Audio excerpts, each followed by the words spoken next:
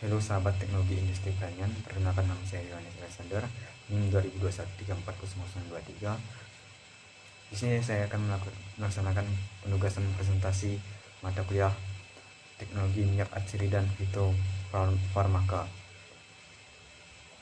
Saya akan mengangkat judul jurnal saya yaitu pengaruh uji antibakteri ekstrak limpang jahe terhadap pertumbuhan bakteri Streptococcus aureus dan Escherichia coli secara in vitro. Baik, pokok perumusan masalahnya yaitu bagaimana dampak dari ekstrak limpang jahe ini untuk mengatasi permasalahan dari adanya bakteri Streptococcus aureus pada infeksi bakteri pada jaringan kulit manusia yang bisa menyebabkan bisul dan alergi maupun iritasi.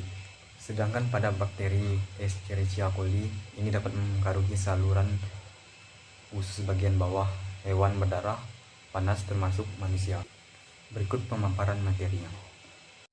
Permasalahan tentang resistensi semakin meningkat seiring dengan kebutuhan antimikroba sebagai alternatif dalam mengatasi masalah resistensi. Salah satu solusinya itu dengan memanfaatkan kandungan dari senyawa metabolik sekunder pada tanaman rimpang-rimpang seperti rimpang jahe. Kandungan senyawa yang biasanya paling dominan pada jahe seperti minyak atsiri, flavonoid, terpenoid, dan fenol. Penelitian ini bertujuan untuk mengetahui pengaruh dari ekstrak limpang jahe sebagai antibakteri terhadap pertumbuhan bakteri Streptococcus aureus dan Escherichia coli secara in vitro atau menggunakan media hidup dalam pengamatannya. Penelitian ini termasuk penelitian eksperimental laboratorium dengan rancangan acak RAL yang terdiri dari 7 perlakuan dan 3 kali ulangan. Hasil penelitian diperoleh bahwa ekstrak etanol limpang jahe memiliki aktivitas antibakteri terhadap bakteri S. aureus dan E. coli pada konsentrasi 20%, 40%, dan 80% yang lebih efektif dalam menghambat pertumbuhan kedua bakteri tersebut. Semakin tinggi tingkat konsentrasi ekstrak, maka diameter zona hambat dari pertumbuhan bakteri juga semakin besar. Terhambatnya pertumbuhan bakteri ini diduga dengan adanya pengaruh dari kandungan pada rimpang jahe itu sendiri. Yang kita ketahui, ekstrak limpang jahe tergolong dalam metabolik sekunder, yaitu minyak atsiri esensial. Minyak atsiri esensial memiliki beberapa sifat, diantaranya itu dapat didestilasi atau dilakukan penyulingan, tidak dapat meninggalkan noda, tidak menimbulkan aroma tengik, dan tidak mengandung asam lemak, baik itu asam lemak jenuh maupun asam lemak tidak jenuh.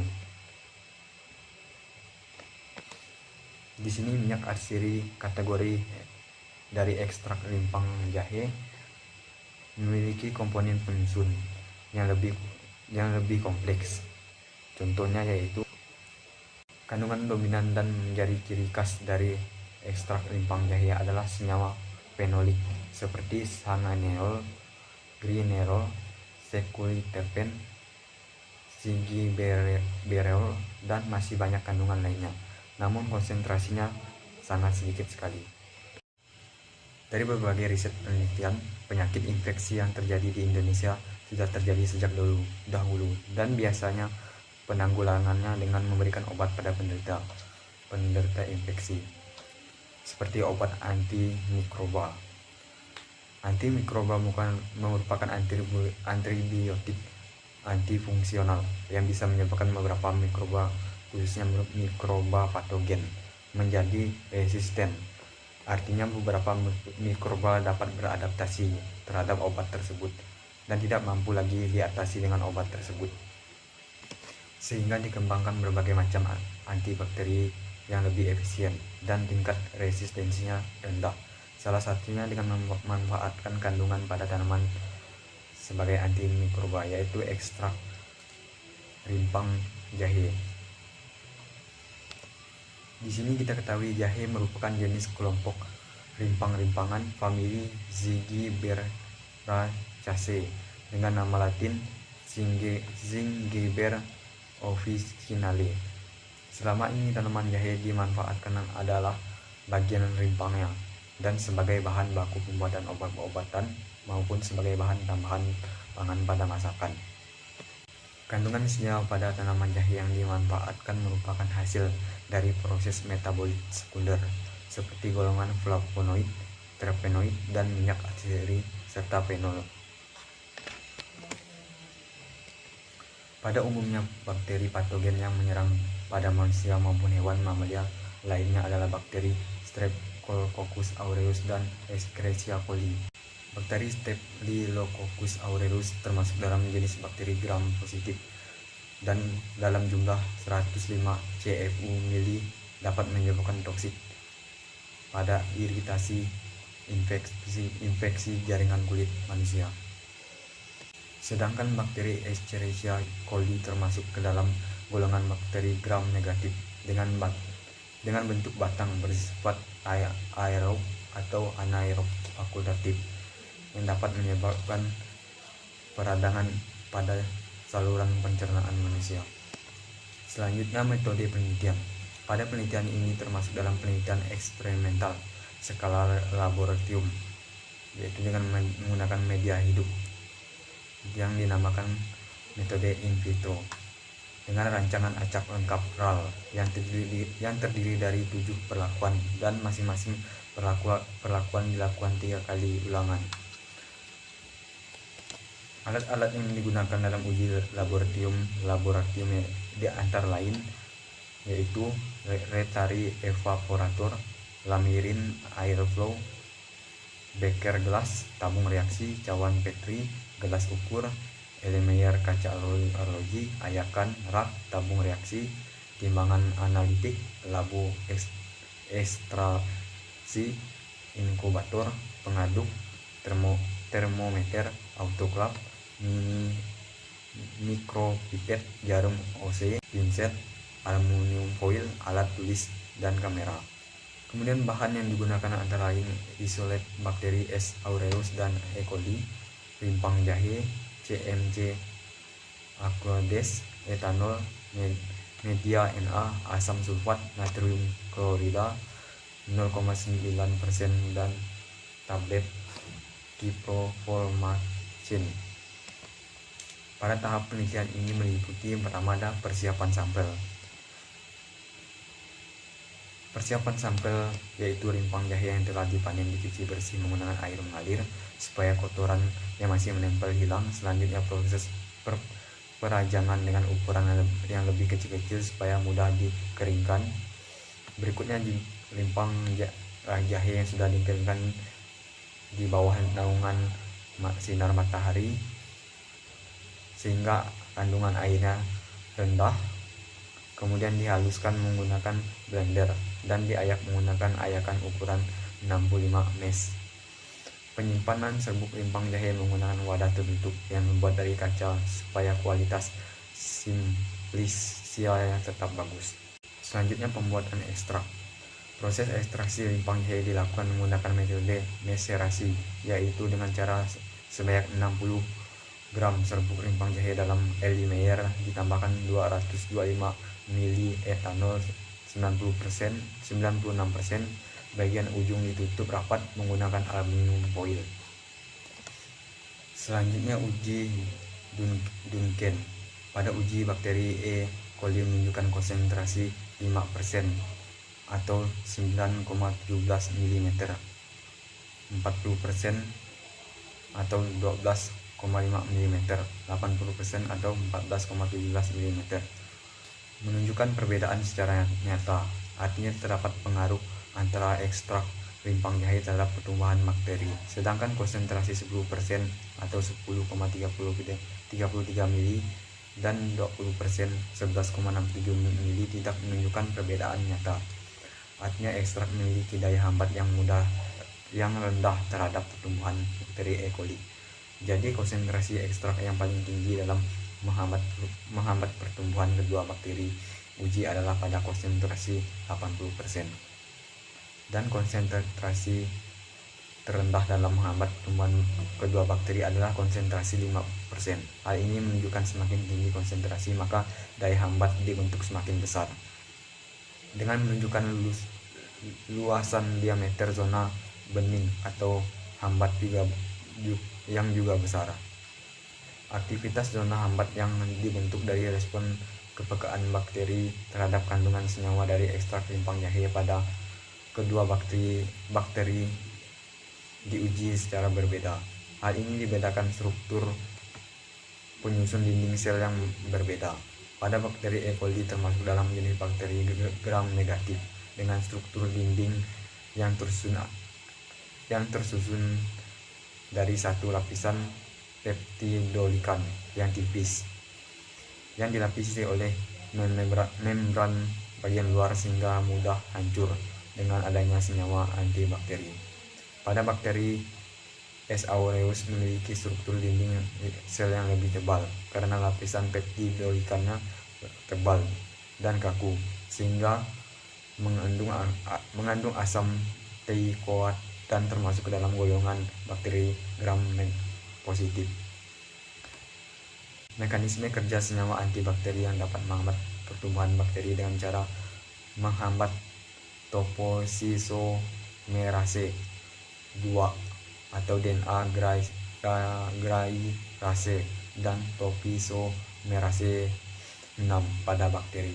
Tingkat kepekaan kedua bakteri uji juga berbeda, yaitu bakteri gram positif memiliki tingkat kepekaan yang lebih tinggi dibandingkan gram negatif terhadap lingkungan fisik dan kimia, sehingga pada bakteri gram negatif memiliki respon yang lebih tahan terhadap antibiotik atau lingkaran fisik atau kimia.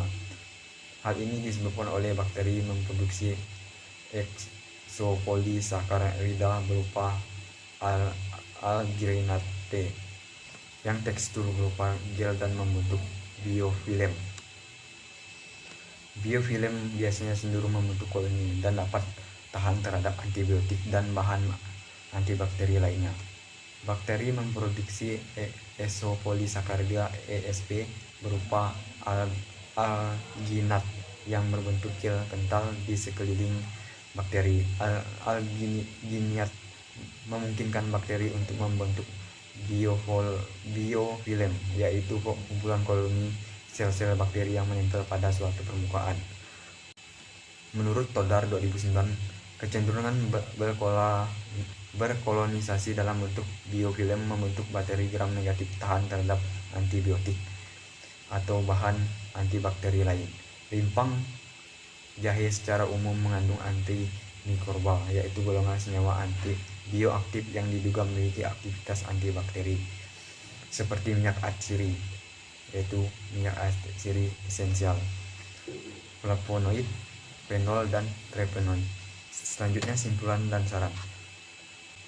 Kesimpulan penelitian ini adalah tingkat konsentrasi berbanding lurus dengan diameter zona hambat bakteri.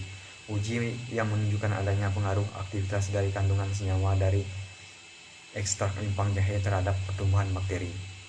Konsentrasi yang paling efektif pada kedua bakteri uji adalah konsentrasi 80%. Dan saran pada penelitian selanjutnya perlu dilakukan penelitian lebih lanjut untuk mengetahui senyawa spesifik yang berkhasiat sebagai antibakteri pada rimpang jahe, Z. officinale, dan aktivitas bakteri terhadap bakteri patogen lainnya. Sahabat teknologi industri pertanian, di sini saya sedikit berbagi informasi terkait rancangan makanan masa depan dengan produk makanan kategori obat herbal fitofarmaka sebagai antimikroba di semua jenis makanan dan pengganti kebutuhan domestik di kebutuhan sandang, pangan, dan papan. Materi ini mungkin berkaitan dengan judul jurnal yang saya angkat, yaitu ekstrak rimpang jahe yang berguna untuk menghambat pertumbuhan bakteri Staphylococcus aureus dan Escherichia coli. Dimana judul artikel yang saya buat memiliki judul yaitu ekstrak umbi rimpang sebagai antimikroba dalam makanan kebutuhan domestik sandang, pangan, dan papan. Di sini saya melihat prospek ekstrak minyak umbi rimpang sebagai antimikroba dalam makanan bahan obat di masa depan.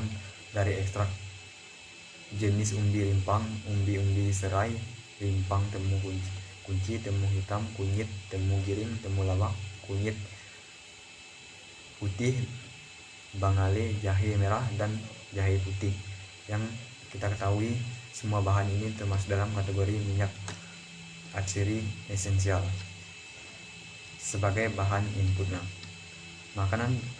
Makanan sumber pangan untuk berbagai jenis produk pangan dan domestik memiliki nilai MIC atau konsentrasi minuman sebagai antimikroba yang dapat menghambat mikroorganisme sesudah 8-24 jam setelah masa inkubasi. Jadi nantinya produk ekstrak minyak atsiri dari umbi rimpang berupa minyak rimpang ini diproduksi outputnya dalam bentuk cairan atau bubuk, bahkan minyak, yang bisa menghambat pertumbuhan sel kanker, sel bakteri, mikroba, dan jamur. Produk ini bisa diaplikasikan secara langsung. Berikut urutannya. Yang pertama, cairan berupa disinfektan disemprotkan ke bahan makanan atau bahan mentah atau bahan jadi, atau diaplikasikan di minuman. Kemudian setelah beberapa menit, antimikroba akan bereaksi menghambat atau membunuh sel berupa bakteri atau jamur yang dilumpuhkan, dan masakan atau minuman dapat langsung dikonsumsi atau dimasak. Kemudian yang kedua, produk berupa bubuk bisa digunakan untuk membersihkan mikroba, kuman, bakteri, virus, jamur sebagai pengganti deterjen yang lebih mengurangi limbah busa deterjen yang dapat merusak ekosistem lingkungan. Selanjutnya yang ketiga, berupa cairan. Cairan berupa minyak atau berupa bubuk bisa digunakan sebagai pengganti bahan kebutuhan kosmetik baik pria atau wanita, seperti untuk bahan minyak rambut, bahan bedak kosmetik, dan bahan sampo bebas deterjen. Semua kandungan ini di dalam produk mengandung ekstrak rimpang tersebut. Selanjutnya yang keempat, ekstrak bubuk dari rimpang dapat dicampur pada produk bahan makanan seperti tepung, sumber karbohidrat, lemak, serta protein, dan olahan produk lainnya sebagai pengganti pengawet makanan dan sumber antibiotik dan antimikroba. Selanjutnya yang kelima, ekstrak berupa bubuk atau saripati dapat dikonsumsi sebagai suplemen anti radikal bebas dan sumber energi bagi tubuh, serta digunakan sebagai pengganti obat-obatan domestik di pasaran yang lebih alami dan tanpa efek samping bahan kimia yang berbahaya. Kemudian yang terakhir, bubuk bisa digunakan sebagai bahan bumbu penambah rasa aroma dalam makanan seperti bumbu dapur pada umumnya. Namun dalam bentuk ini telah mengandung ekstrak rimpang yang dapat menghambat aktivitas bakteri, mikroba, dan jamur yang belum bersih dalam bahan pangan yang akan dimasak atau diolah. Baik, dari penjelasan artikel yang saya buat ini dapat saya simpulkan bahwa kategori minyak atsiri esensial dari ekstrak rimpang yaitu berupa umbi rimpang, umbi serai, rimpang temu kunci, temu hitam, kunyit, temu giring, temu lawak, kunyit putih, bangale, jahe merah, dan jahe putih. Ini tergolong dalam minyak atsiri esensial yang memiliki efek antimikroba yang dapat menghambat pertumbuhan berbagai mikroba. Salah satunya yang kita bahas pada jurnal yang saya angkat sebelumnya, yaitu ekstrak jahe dapat menghambat pertumbuhan bakteri Staphylococcus aureus dan Escherichia coli. Ini sangat berkaitan erat karena hasil penelitian bahwa ekstrak rimpang jahe dapat menghambat pertumbuhan bakteri tersebut. Saya berharap gagasan ini dapat menjadi inovasi masa depan bagi perkembangan bahan obat dari kategori fitofarmaka yang bisa menjadi suatu gambaran atau suatu inovasi obat-obatan di masa depan yang menggunakan bahan alami, yaitu dari ekstrak rimpang-rimpang. Semoga gagasan ini dapat kita realisasikan, kita wujudkan, sehingga dapat membantu untuk mengobati berbagai macam masalah kesehatan atau gangguan kesehatan pada manusia. Baik sahabat teknologi industri pertanian, sekian pemaparan dari video presentasi jurnal saya kali ini. Sekian dan terima kasih.